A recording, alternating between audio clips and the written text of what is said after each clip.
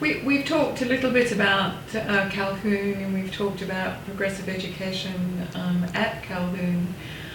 Do you think that it's possible for progressive education to become a very large part of what's happening in public education?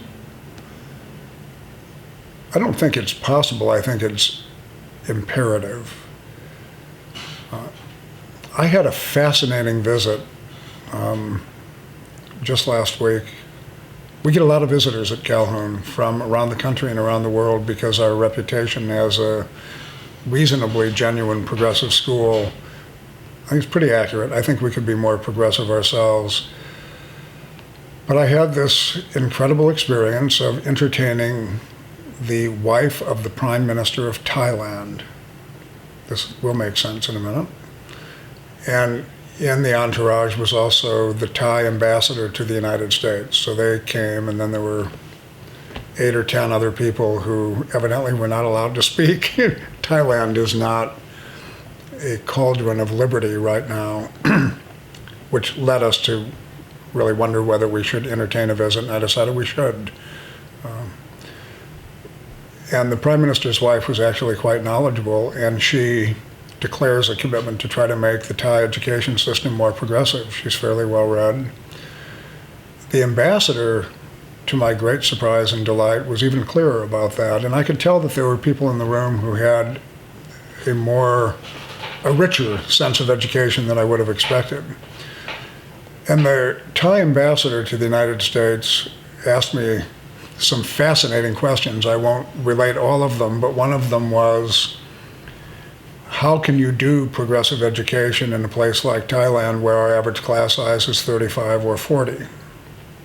Because I had described small classes engaged in projects and sitting around a table arguing and all of the things that are possible in a privileged school like this.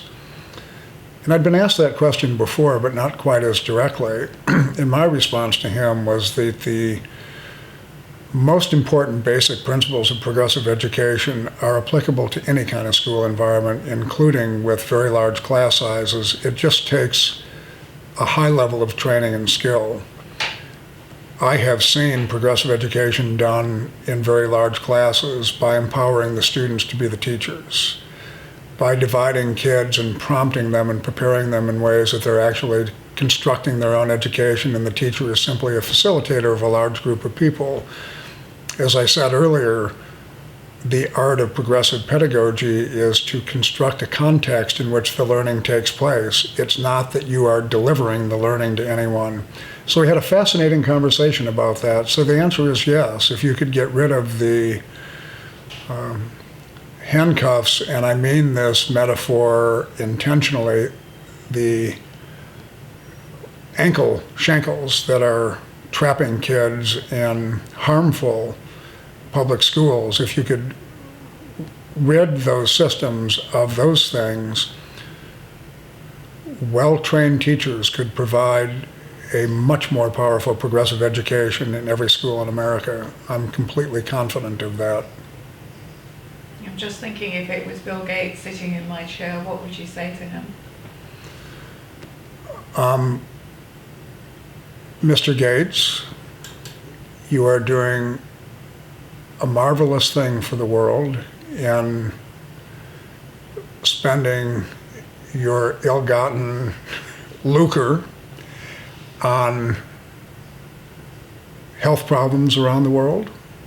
I don't question your sincerity, and I deeply wish that you would keep your hands off education. I was thinking of also, it's a great answer, by the way.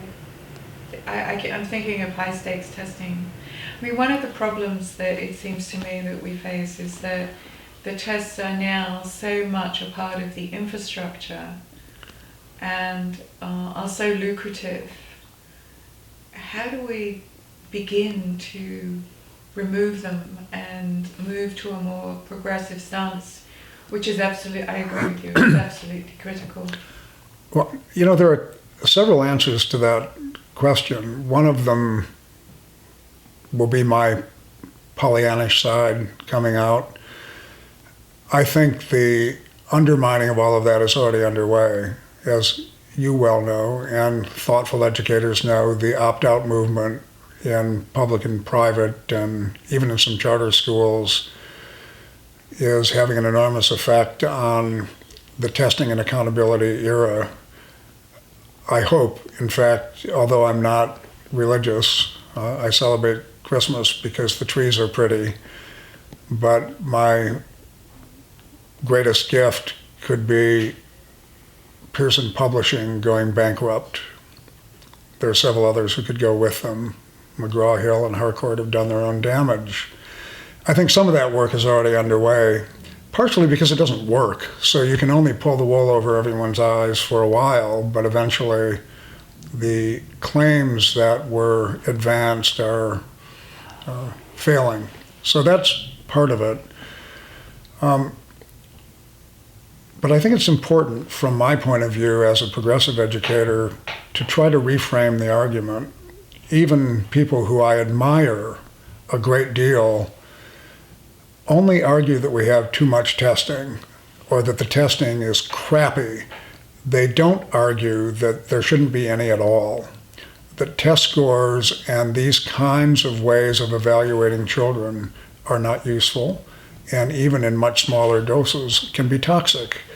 So I think that I go further than most anti-reform people in suggesting that we need to undermine the entire understanding of how children learn and how we ought to assess, evaluate. I don't like those words because they become part of this reform jargon. But I think we need to go further than just say we need to get rid of so much accountability and so many standardized tests and just examine whether these are the right things to do at all. My answer is no, and I think I make that argument fairly effectively in the book. What about charters? What about charter schools? And I think there's a big rally that has just taken place in Brooklyn. Heaven help us all. It was in the daytime when yes, it was. School teachers who are in public schools could not attend, and the reports that I got were not very favourable of the not very favorable that was taking place. You're much too kind. Yesterday's march was organized by a group called Families for Excellent Schools, a name which is meant to imply grassroots, like so many of the other education reform organizations. The Families for Excellent Schools are the Gates family, the Walton family, the Eli Broad family, and the families of a number of other hedge fund managers and investment bankers who are the real power behind education reform. They have conscripted a few genuine families into their movement in a way that is unfortunate from my point of view. This organization, Families for Excellent Schools, I'm now going back a few years, so I don't wish anyone who watches this interview to fact check me, but I will stand by the characterization. I and others took a look at where they get their money, because they claim that they are supported by families, that it is a grassroots organization of parents who want to have choice for their kids, et cetera, et cetera, et cetera. 95% of their money comes from 6 or 7 sources, and trust me, they're not people who live on Lenox Avenue. So the whole charter school propaganda movement is funded by big money, whether the education they do is good or bad. I think it's awful in most instances. The shame of that is that the original idea of charter schools was not all bad. As someone observing all of this and having the privilege of being in a place that's not touched by policy, I would never say that public schools have been doing a bang-up job throughout my lifetime. I think there's been a caricature made of them, rubber rooms and teachers who are being protected by their unions. That's political nonsense. But there is an enervated sense to the public education system, and charters were originally envisioned to kind of give a little bit of kick in the butt, maybe free some people up to try something new, which in some cases included progressive schools, some of which are doing extraordinary things with kids. But whatever the charter movement was originally, or might have become, it is now morphed into something completely different. It's been co-opted.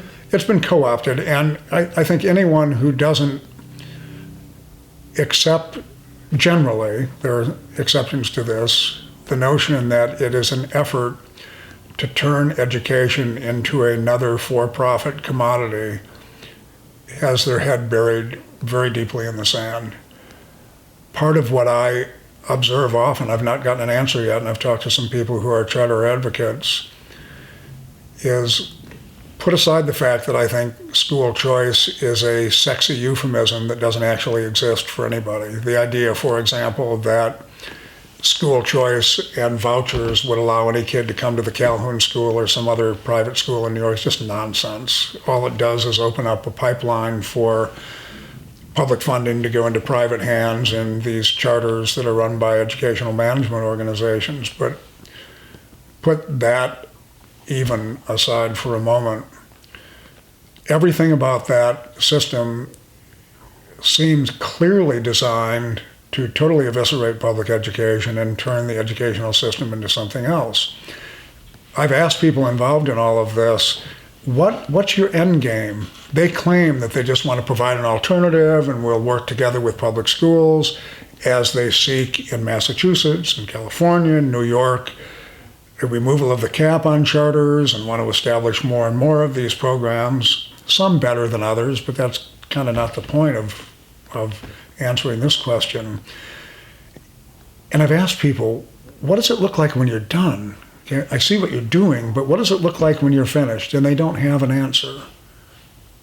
Because what they're doing is gradually destroying a system that can't be rebuilt. You know, if public education is really lost, and it is in some places, in Michigan, as one example, Detroit, a terribly troubled city, suffering from racism and poverty and despair, I think at this point, last thing I read indicated that 80% of the schools are now run by charter operators, and a significant number of them go out of business from year to year, just like, you know, a store on a gentrified street in New York City. And then the kids are left without a school, and some other operator will come in with, you know, colorful banners and marches to talk about how great charters are, and then it'll go out of business. 80% of the schools are gone. New Orleans, as many people know, has been taken over by charter schools. Most of these schools are not accountable to the public, and yet they're operating on public dollars. They're not transparent. But once it gets beyond a certain tipping point, I don't know how you ever get the public system back. And it's an assault on democracy. It is an assault on democracy.